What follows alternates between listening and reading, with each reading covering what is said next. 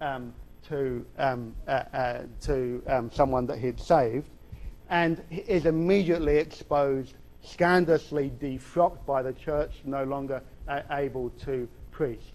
But Davidson pleads that he's innocent, that all he was trying to do was, to engage in this honourable thing of trying to save fallen women. So in Blackpool in 1935, he stages a hunger strike for the season, where he lives in this little box and refuses to take any food until at least everybody's gone home and he can refuel for the following day.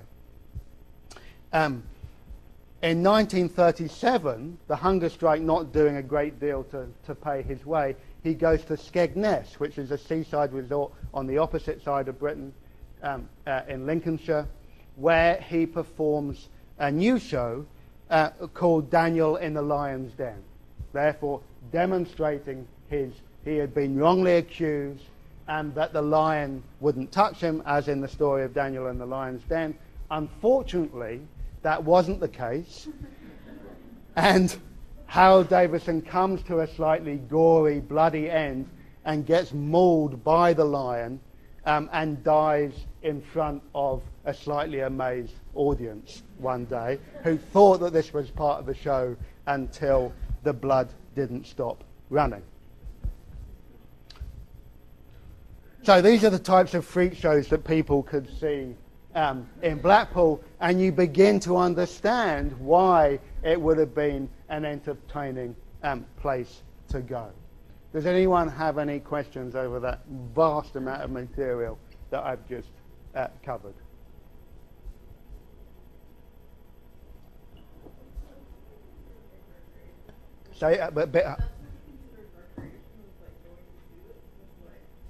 Yeah, well, it was part of leisure time. It's what you did when you weren't working. I mean, just as, people go to all sorts of strange leisure pursuits these days, like, bungee jumping or, going to strip clubs or, modern sort of freak shows. I mean, there's a whole range of it's not as though we're somehow suddenly become more respectable than this, is it? Not the last time that I checked. But yeah, no, people wanted to have fun. They wanted to be entertained. They didn't want to have to, do stodgy, boring stuff. Yeah. Anything else? No? Okay, so now I'm going to have the very worthy people who are immensely critical of this type of pursuit.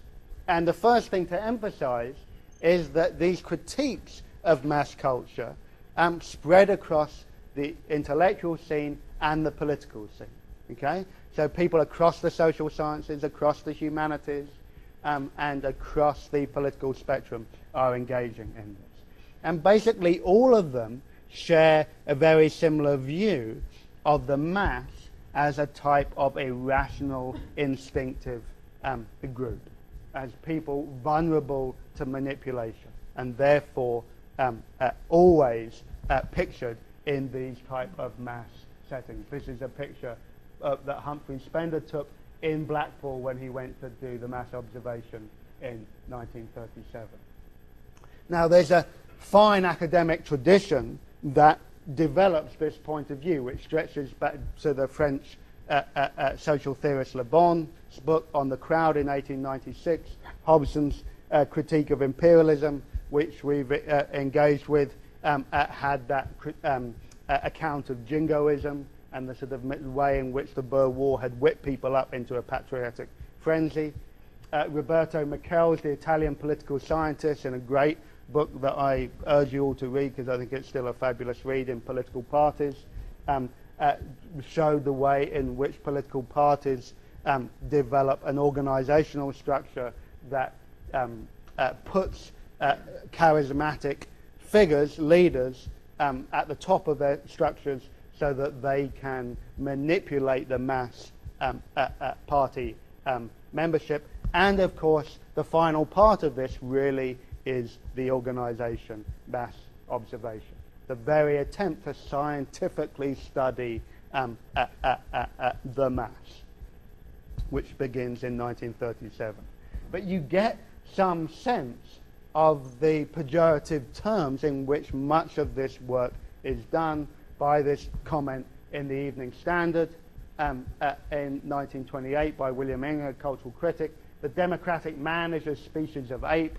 The art of success in democracy is to know how to play upon the ape in humanity.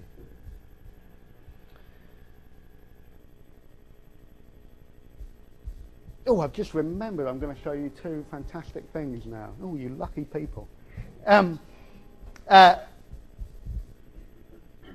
So to make the point about the synergies between people on the right and the people on the left, I just want to very quickly outline what became known as the Leavisite tradition of literary criticism, okay, which became hugely successful after, I'm forgetting their names, F.R. and Q.D., is it?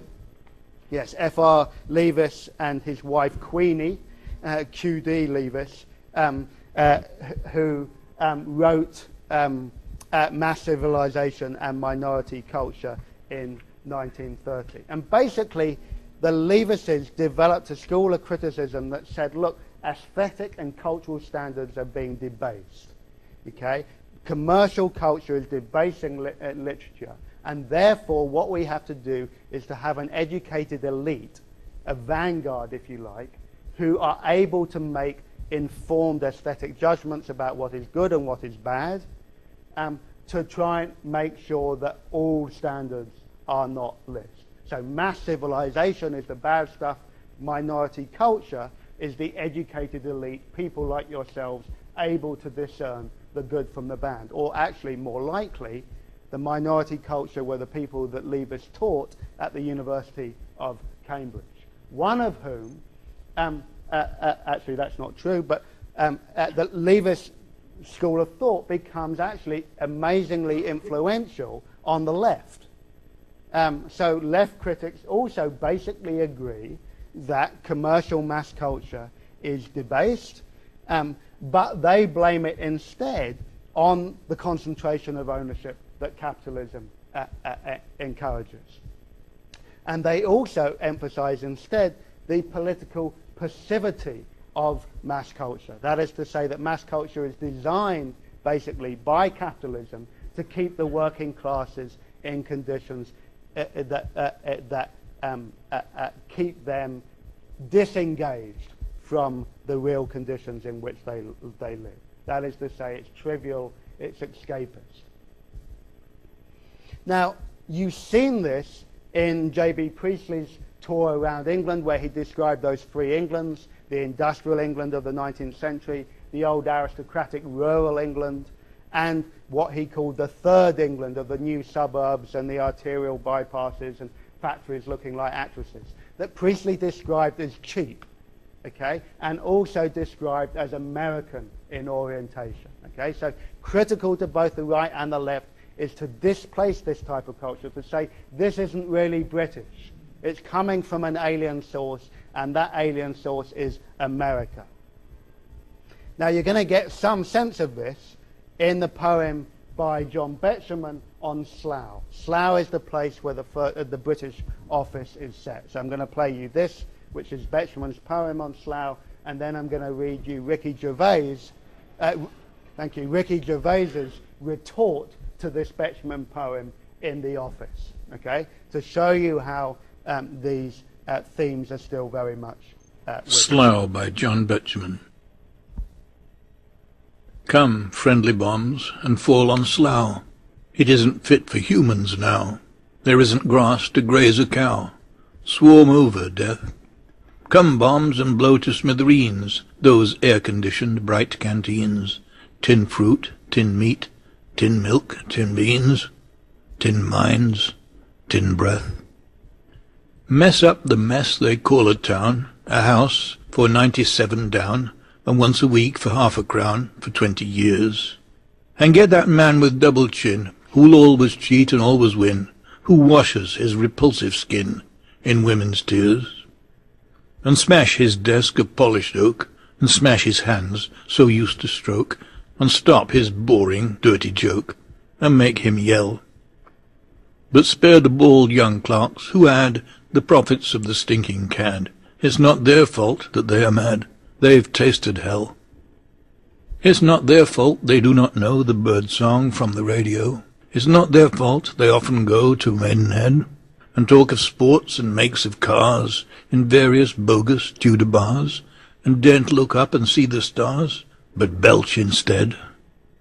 In labour, saving homes with care, their wives frizz out peroxide hair and dry it in synthetic air and paint their nails. Come, friendly bombs, and fall on Slough. Get it ready for the plough. The cabbages are coming now. The earth exhales. Okay, so like Priestley, okay, this is an account of suburban England as being the place where this mass culture is most at home. That is to say, it's often gendered as feminine, and it's always portrayed as sort of cheap and as unaesthetic and as culturally not worthy. Okay? And it's, of course, that Ricky Gervais responds to. Well, this is something that's always wound me up. This is the poem Slough by Sir John Betjeman, probably never been here in his life. Right. Come friendly bombs and fall on Slough. It isn't fit for humans now. Right. I don't think you solve town planning problems by dropping bombs all over the place, so he's embarrassed himself there. Next. There isn't grass to graze a cow. Good. We've got one of the biggest dairies in the southeast down the road, so I don't need a cow. Come bombs and blow to smithereens those air-conditioned bright canteens. Good. I like to see what I'm eating. Tinned fruit, tinned meat, tinned milk, tinned beans, tinned mines, tinned... I was having a go at tinned fruit now, which I think, you know, if we're being bombed, we'd be in the air raid shower, loving some tinned fruit, so, you know, laughing at him. It's not their fault. They do not know the bird song from the radio. It's not their fault. They often go to Maidenhead. There's nothing wrong with Maidenhead. You know, Maidstone's a shithole, but Maidenhead's a lovely town, so, you know. And talk of sports and make of cars in various bogus Tudor bars, and daren't look up to see the stars, but belch instead. You know what? He's never burped. In labour-saving homes with care, their wives frizz out peroxide hair and dry it in synthetic air and paint their nails. They want to look nice. What's his problem? Does he like girls? You know.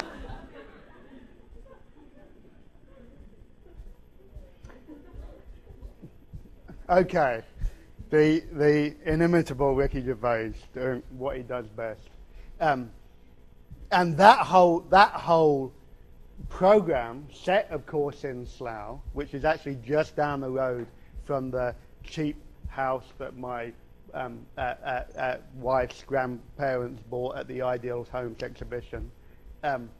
That whole program, which is, of course, a critique of the type of absurd management culture that pervaded Britain in the 80s and the 90s, is also a type of demotic defense of lower middle class life. Okay, and it's that type of lower middle class life and working class life that critics like Priestley and Betjeman and the Leavises had such a ambivalent, if not scornful, relationship to. So Ricky Gervais isn't just being funny. He's actually responding to, you know, a century of condescension by cultural critics in Britain.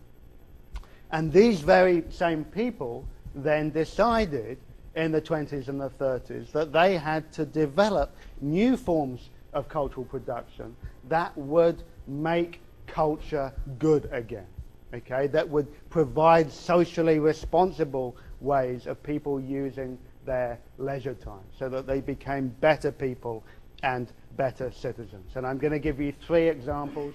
I might give you 2 because we're running out of time, but I'm definitely going to talk to you about the BBC, which was squarely